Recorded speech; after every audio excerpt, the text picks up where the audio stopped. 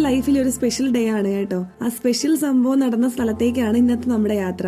എന്റെ മിഷൻ പ്രവർത്തനത്തിന്റെ starting point ഒരു 2 ജനറേഷൻ പിന്നിലാണ്. പപ്പായുടെയും അമ്മയുടെയും പാരന്റ്സ് മുതലേ സുവിശേഷ വേല ചെയ്യുന്നവരാണ്. അപ്പൊ ഇപ്പൊ നമ്മുടെ ഫാമിലിയിൽ ഇത് 3ാമത്തെ ജനറേഷൻ ആണ് ശുശ്രൂഷ കണ്ടിന്യൂ ചെയ്യുന്നത്. ഇന്നത്തെ ദിവസത്തിന്റെ പ്രത്യേകത എന്താണെന്ന് വെച്ചാൽ ഫുൾ ടൈം മിഷണറിമാരായ പപ്പയും അമ്മയും മിഷണറിമാരുടെ മധ്യസ്ഥയായ കൊച്ചു ത്രേസ്യയുടെ പേര് മൂത്ത മകൾ കിട്ടും, അതായത് എനിക്ക്. 2003 ഒക്ടോബർ 19 മമ്മായുടെ ഇടവകയായ കരുമാടി സെന്റ് നിക്കോളാസ് പള്ളിയിൽ വെച്ച് ഒരു മിഷൻ സൺഡേ ആയിരുന്നു എന്റെ മാമോദീസ.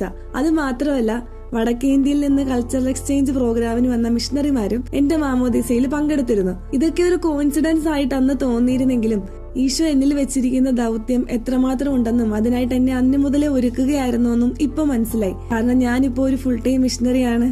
ഇന്ന് 2025 ഒക്ടോബർ 19 ഒരു മിഷൻ സൺഡേ ആണല്ലോ. അപ്പൊ അതാണ് ഞാൻ പറഞ്ഞ ഇന്ന് എനിക്കൊരു സ്പെഷ്യൽ ദിവസം തന്നെയാണ്. എന്റെ ഈ മിഷൻ യാത്രയിൽ എന്നെ ഏറ്റവും കൂടുതൽ സപ്പോർട്ട് ചെയ്തത് പപ്പയും അമ്മയും അതുപോലെ നമ്മുടെ മിനിസ്ട്രിയുമാണ്. നമ്മുടെ മിനിസ്ട്രി തുടങ്ങിയിട്ട് ഇത് 25ാമത്തെ വർഷമാണ് കേട്ടോ. നമുക്ക് ജൂബിലി ഇയർ ആണ്.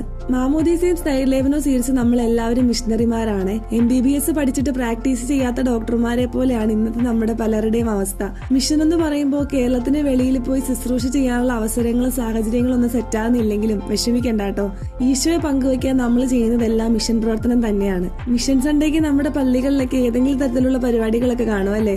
എന്നാൽ ഈ ഒരു മിഷൻ സൺഡേ നമുക്കൊരു തീരുമാനം എടുക്കാം. നമ്മുടെ ഡെയിലി ലൈഫിൽ നമ്മൾ കണ്ടുമുട്ടുന്നവരോട് നമ്മളെ കൊണ്ട് പറ്റുന്ന രീതിയിൽ എങ്ങനെയെങ്കിലും ഈശോയുടെ സ്നേഹം നമുക്ക് പറ്റുന്ന പോലെ പങ്കുവയ്ക്കും എന്ന് നമുക്കൊരു തീരുമാനം എടുക്കാം. മിഷണറിമാർക്കും മിഷൻ പ്രദേശങ്ങൾക്കും വേണ്ടി പ്രാർത്ഥിക്കാം.